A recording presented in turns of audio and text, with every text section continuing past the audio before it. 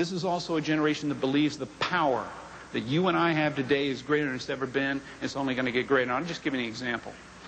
10 or 15 years ago, if I'd wanted to put out a newspaper, a newsletter, I'd have gone out, gotten investors, hired editors and writers, built printing presses, and I would have been in business. What my 17-year-old son Matthew does with a Macintosh is mind-boggling. The only investor he needs is his dad. Yeah. He has a newsletter. He sends it all over this country and into Canada. It would never occur to Matthew that the limit of his influence is inside the house, the state, the nation. He didn't even think like that. Saddam Hussein, Nelson Mandela, Mikhail Gorbachev, Boris Yeltsin, 17-year-old Matthew. Get used to it. We're in a world where one person can change the world. That tells me there's nobody in this room who can't change the world. Now, you may not believe you can. That's a different issue. This is not a question of resources. This is a question of will. See, if this was a question of resources, there'd be no CNN. CNN launched itself on 1/5 the budget of CBS when they used to call Ted the mouth of the South.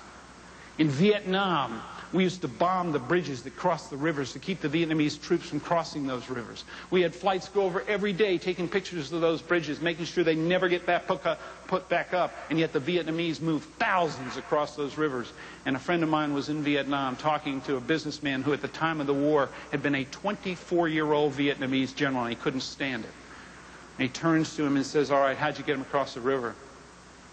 And the guy smiles at my friend and says, "Well, John, we built the bridges 6 inches under the water." What kind of people build bridges under the water? Committed people, limited resources, who outthink their competition.